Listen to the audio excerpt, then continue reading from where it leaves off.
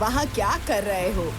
बारिश हो रही है, दिख नहीं रहा तुम्हें? हाथ मिट्टी से भर कर आया है, मैं जाकर देखता हूँ, तुम सो जाओ। अरे अब रहने दो, वो सुबह भी देख सकते हो।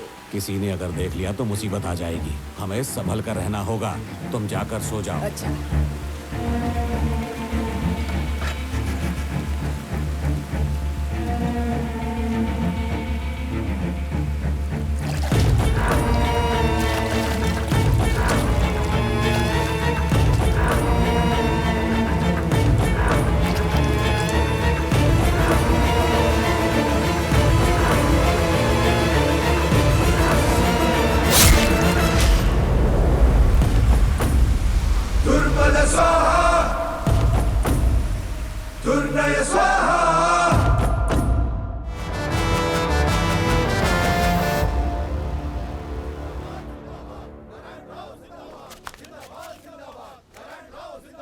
जिंदाबाद जिंदाबाद सब जिंदाबाद जिंदाबाद जिंदाबाद। शांत हो जाइए, शांत हो जाइए, शांत हो जाइए सब लोग। अभी कहाँ है वो? सर अभी वो अंदर है सर। ये आखिर हो क्या रहा है? बहुत सत्यवादी बन रहा था ना तू। हम सब पावर में हैं, फिर भी एक ऑफिस से दूसरे ऑफिस में चक्कर लगवाया उसने। हम पागल हैं क्या? इसी वजह से उसका ट्रांसफर करवाकर हमने यहाँ पर बिठाया है। हमें किसी की बकवास नहीं सुननी। एनओसी की सारी फाइल्स 24 घंटे में क्लियर होनी चाहिए। सर आप लोगों ने उन पे केस किया है, इस वजह से वो काफी स्ट्रेस में हैं। और आप रामाराव जी से तू तड़ाक करके बात मत कीजिएगा, मैं भी नहीं मानूंगा। नहीं मानेगा तो खुदकुशी कर ले। ये क्या नाटक लगा रखा है? इसके साथ तो तू बहुत घूमता था और अब रामाराव के साथ है तो शरीफ बन गया। देख मेरे सामने ये नाटक नहीं चलने वाले। परेशान मत कर। सारी फाइलें अगर क्लियर नहीं हुई तो तुझे इस ऑफिस के अंदर ही जला डालूंगा। इसीलिए मैं अपने साथ सबको लेकर आया हूँ। सर ये सब क्या कर रहे हैं आप? पेट्रोल डालो इस पर। अरे अंदर चलो, अंदर चलो। अब सब हो जाएगा। यार ये मेरी बाईं आंख क्यों फड़फड़ा रही है? कुछ होने वाला है क्या?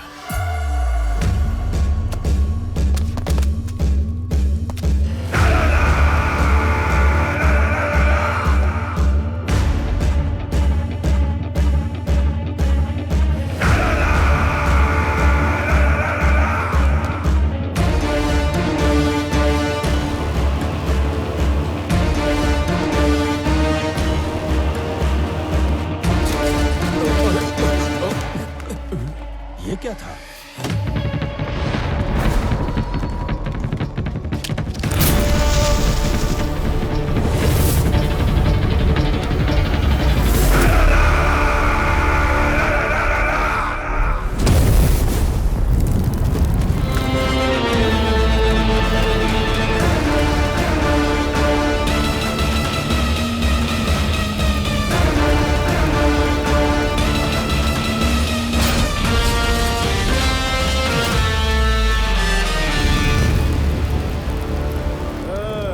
पचहत्तर साल के बाद भी देश का ये हाल है कि राह चलता गुंडा पॉलिटिकल पार्टी ज्वाइन करके पब्लिक प्रॉपर्टी बर्बाद कर सकता है, रास्ते में दंगा फसाद कर सकता है। लेकिन अब ये सब नहीं चलेगा।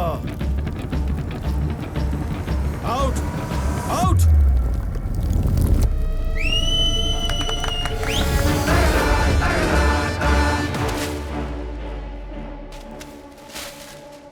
रामाराव केस की सारी रिपोर्ट्स मैंने अच्छे से पढ़ ली है, पर समरी तुम्हारे मुंह से सुनना चाहती हूँ। Of course your honour, Ramarao की सारी एक्टिविटीज, उसके सारे खर्चे, प्रोसेस की हुई फाइल्स, ये सब कुछ देखने के बाद ही हम लोग इस फैसले पर आ सकते हैं। In simple words, mister Ramarao is highly controversial in his states, but very calculative in his moves. अगर आप इजाजत देंगी तो हम केस नंबर 7691 से शुरुआत करते हैं।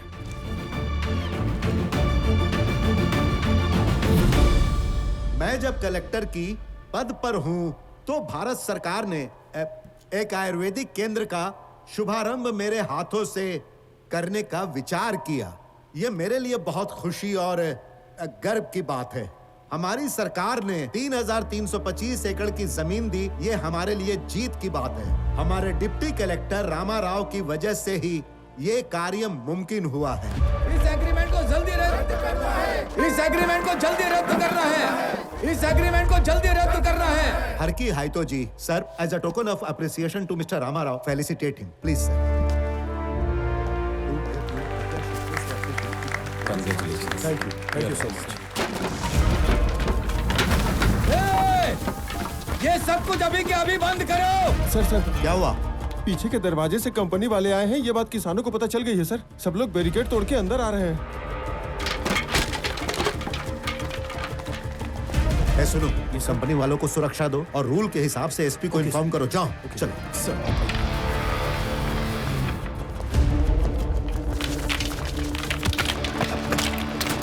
मारो मारो इसे। सर मारो बस। सर आप अंदर जाइए। सर को अंदर लेकर जाओ।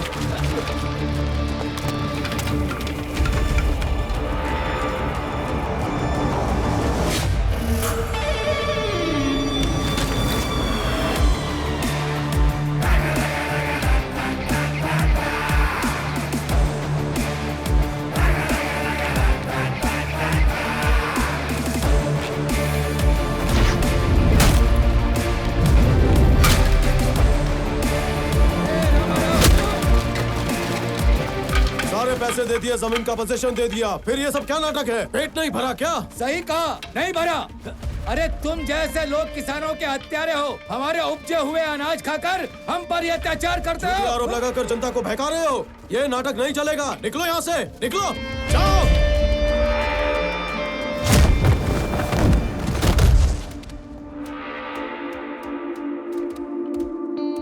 अरे बाप रे, इतने सारे लोग।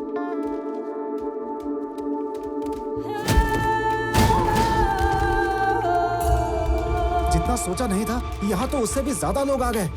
हमारे लोग उन्हें कंट्रोल नहीं कर पा रहे। एमएलए साहब को बताना पड़ेगा। चलो चलो जल्दी।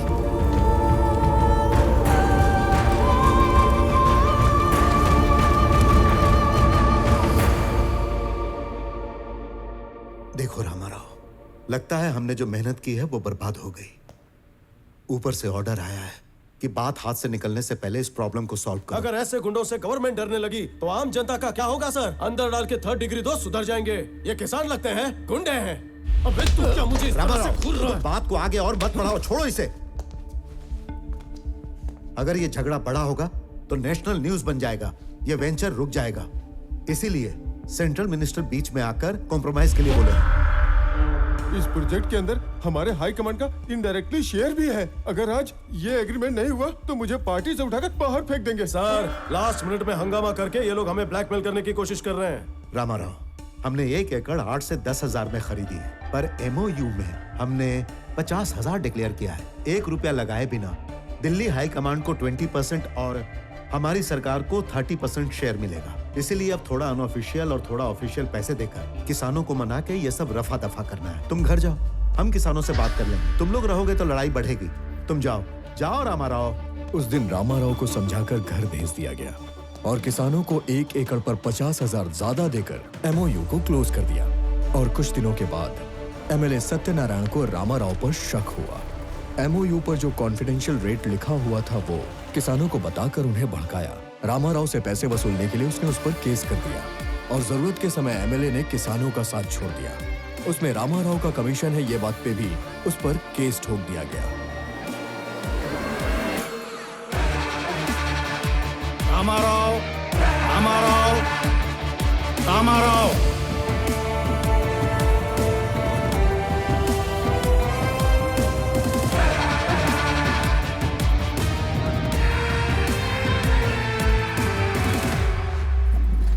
रामाराव जी, इससे पहले कि मैं जजमेंट सुनाऊं, क्या आप आखिरी बार कोर्ट से कुछ कहना चाहते हैं? Thank you for asking your honour. अगर मैंने गलती की होगी तो अब तक तो इन पेपरों में सुर्खियां बन गई होती। शायद मैंने अच्छे काम किए होंगे, इसीलिए ये सब यहां मेरा हौसला बढ़ाने आए हैं। इससे ज्यादा बोलने के लिए मेरे पास कुछ नहीं, योर ऑनर। आरोपी पर कुल 13 केसेस दर्ज हुए थे, जिनमें से 3 केसेस बिल्कुल क्लियर थे। बाकी केसेस के लिए कोर्ट ने एक फैक्ट फाइंडिंग कमेटी गठित की। इन सारे केसेस की जांच पड़ताल करने के बाद एक कॉमन ऑर्डर सुनाने का इस कोर्ट ने निर्णय लिया है।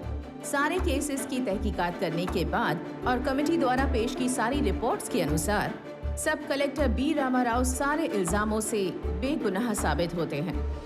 यही कोर्ट का फैसला है।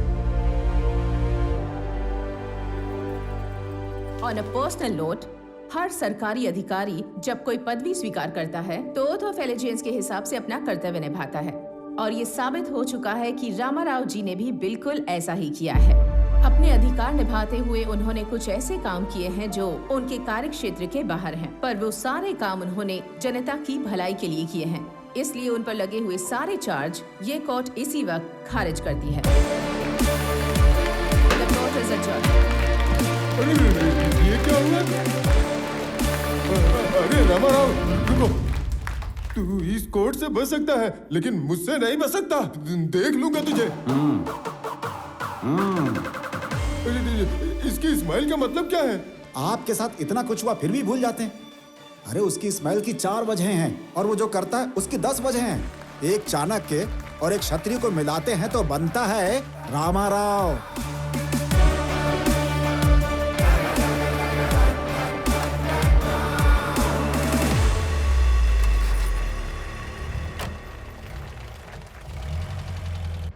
अरे मामा जी, आपका सामान तो कम दिख रहा है। वो हम तो तुम्हारे साथ ही। वो क्या है, बाकी का सामान इन्होंने गांव भेज दिया है। हम यहाँ 2 दिन रह के गांव वापस चले जाएंगे। घर की हालत क्या है वो भी पता नहीं। आपको कहीं जाने की जरूरत नहीं। हमारे घर के पीछे एक घर खाली है, मैंने पिताजी से बात कर ली है। ये हमारे साथ ही रहेंगे। आपको कहीं जाने की जरूरत नहीं, आप सब यहीं पर रहेंगे। आप इस परिवार का हिस्सा है और साथ रहने से ही परिवार बनता है। मैं आपको कैसे धन्यवाद कहूँ दामाद जी, आप दोनों के बिना मेरी जिंदगी कुछ भी नहीं। अरे बेटा, चल जल्दी कर, दादा दादी के पास चलने की तैयारी कर ले। मैं सामान रखवाता हूँ। आजा आजा आजा आजा। क्या बेटी, पैकिंग हो रही है? आइए सर, आइए बैठिए ना। आपके लिए कॉफी लेकर आती हूँ। तो उसमें थोड़ा जहर भी मिला देना बेटी। रामाराव जो कर रहा है उससे तो अच्छा ही होगा। जाओ तुम कॉफी लेकर आओ, जहर के बिना। आइए सर, बैठिए। रामाराव, मुझे एक डाउट है, जरा क्लियर कर दोगे? उस दिन जो भी झगड़ा मारपीट हुई वो सब कुछ प्री प्लान था, है ना? सर, आपने जो सुना वो सिर्फ आधा सच था, लेकिन पर्दे के पीछे कुछ और ही है।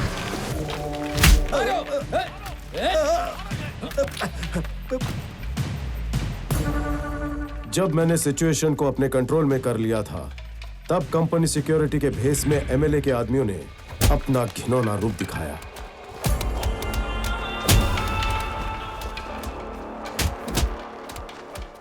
किसानों पर हाथ उठा रहे थे, मैं चुपचाप कैसे देखता हूं।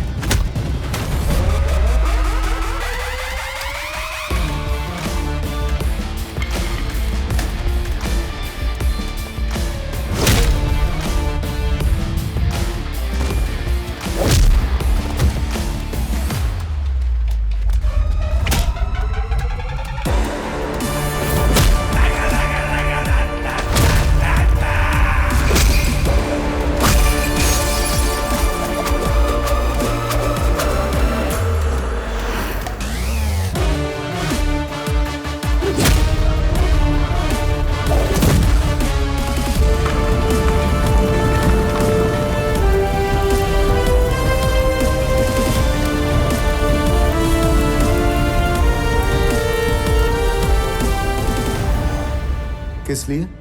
अगर देश की जनता सरकार से इंसाफ और हक मांगने जाती है तो उनके हाथ कुछ नहीं लगता। बस दंगे करो और सड़कों पर आ जाओ तो बाजी आपकी। मैंने काम के लिए रिश्वत लेने वालों को देखा है, काम ना करके भी रिश्वत लेने वालों को देखा है, लेकिन जनता का काम करने के लिए रिस्क लेने वाले को मैं पहली बार देख रहा हूँ।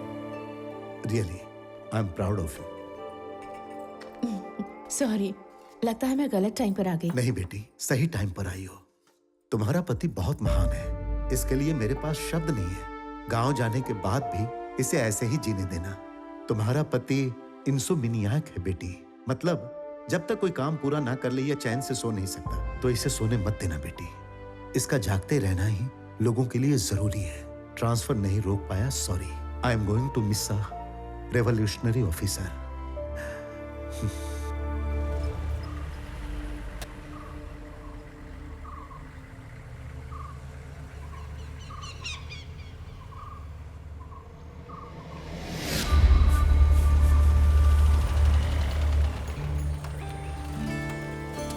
आओ बेटी। नमस्ते माँ जी। ये लीजिए माँ जी। नमस्ते बाबूजी।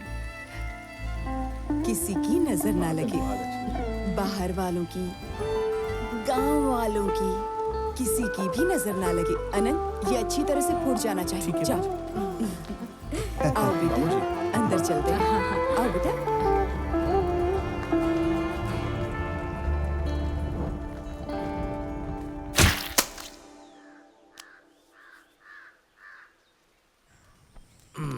रामाराव, हम दोनों बचपन के पक्के दोस्त हैं। मौका मिला इसलिए बता रहा हूँ प्रसाद राव, तुम्हारे बेटे का ट्रांसफर होकर गांव में ऑफिसर बनकर आना हम गांव वालों की खुशनसीबी है। ए, मुंह बंद करो। इतनी इज्जत देकर इसे सर पर मत चढ़ाओ। बाबूजी चाय। पहले उन्हें दो। भैया अरे चाय। अनंत, कैसा है तू? हाँ, चाय लीजिए। अंकल जी चाय। आराम से बैठ के चाय पीजिए आप। तू भी पिएगा क्या? नहीं नहीं। अच्छा सुनो, मुन्ना त्योहार के बाद ड्यूटी ज्वाइन करेगा। अपने पेपर में ये बात छाप देना। एक बात और, मैंने सोचा है त्योहार के दिन बकरों की बलि देकर सबको दावत दी जाए। कितने कटवाओगे? क्यों बे अनंत? अरे तू इतनी कंजूसी क्यों करता है? अगर कसाई को बुला लेता तो वो अच्छे से काट देता ना। क्यों बुलाता? तुझे दिखाई नहीं दे रहा है क्या? अभी मैंने 3 सर धड़ से अलग किए हैं। और बेटी कैसी है तू? मैं ठीक हूँ अंकल जी। एक हाथ से प्रसाद छुपाकर दूसरे हाथ से दोबारा ले रहे हो? दे दो दे दो। लगता है ये बुजुर्ग अपने गांव के नहीं है। दादू। प्रशांत बेटा। ए अनंत जी। मेरे समधी को भी यहाँ आना है। वो घर पर इंतजार कर रहे होंगे। जा उन्हें लेकर आ। जल्दी जा जा। अरे पहले का पैसा बाकी वो दे दीजिए ना। अरे जब देखो तब पैसे की ही बात करता है। ये अभी तक नहीं सुधरा। ये पकड़िए। अच्छा मैं आता हूँ। हाँ।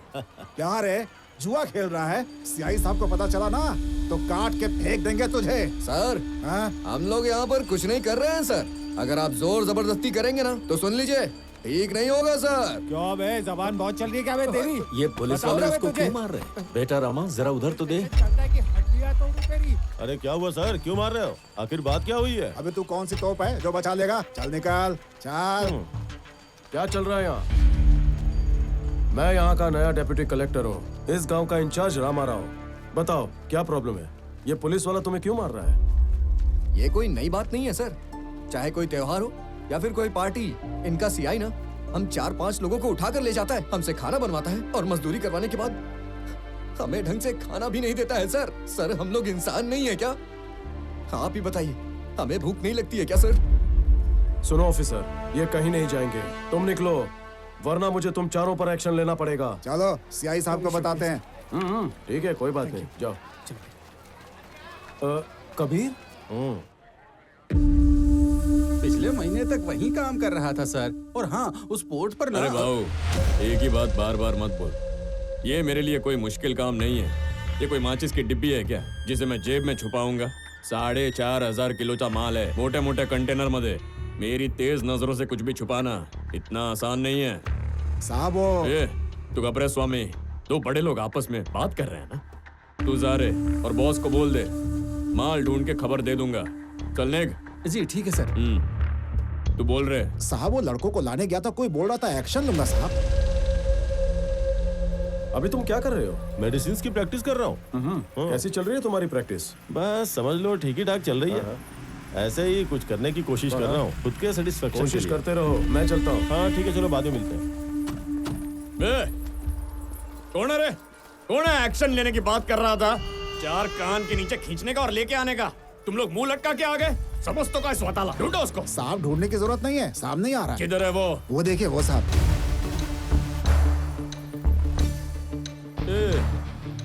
आखिर है कौन बे तू? अपने आप को बड़ा शाना समझता है क्या? और क्या रे, मेरे आदमी 4 चोरों को पकड़ के ले जा रहे थे तो टांग क्यों अड़ाया? क्रिमिनल्स को पकड़ने से रोकना भी एक क्राइम होता है, पता है तेरे को? पता है, तुम जैसे पुलिस वाले क्रिमिनल्स को क्राइम करने से तो रोक नहीं पाते हो और बेगुनाहों को शिकार बनाते हो। ये हीरो वाले डायलॉग कहाँ से सीखे? कहाँ से आया तू? मैं तेरे ये पंच डायलॉग सुनने को नहीं आया है। तू कहाँ बोल रहा होता एक्शन लेगा तू है? तू क्या एक्शन लेने वाला है रे? अगर तू इधर का डिप्टी कलेक्टर या एमआरओ है ना, तो चुपचाप ऑफिस का कुर्सी गरम करने का, स्टैम्प से ठप्पा मारने का और साइन करने का। पुलिस से पंगा ना गया सारे। ऑफिसर, मैं ऑफिस में बैठ के सर्टिफिकेट पे साइन करने वाला या राशन कार्ड बनाने वाला या मुफ्त की रिश्वत खाने वाला ऑफिसर नहीं हूँ। As an executive magistrate of this subdivision of the district, I am responsible for operating preventive sections of Code of Criminal Procedure. By the way, यहाँ पर जो भी इंसिडेंट हो रहे हैं, I clearly observed violation of fundamental rights, which is a crime. Crime तुम्हारे police वालों ने किया है, मतलब all of you. I will have to appear and explain your stand in my office if you extend this issue any further. साहब, उसने ऐसा क्या बोल दिया साहब? आपको उसने ऑफिस में आकर जवाब देने के लिए बोला है? नहीं तो क्या वो हम पर इंक्वायरी बिठा देगा क्या साहब? नो सब मेरे को नहीं पता स्वामी, लेकिन उसका बोलने का स्टाइल और फोर्स देख के लग रहा है कि शायद उसके पास पावर होएगा। सुन रहे साहब, अभी अपना दिमाग बहुत गर्म हो गया है, ठंडा करने के लिए कुछ बचा? ऐसी झक्कास लड़की बुलाया है ना साहब कि आपके शरीर में आग लगा देगी। चले क्या साहब?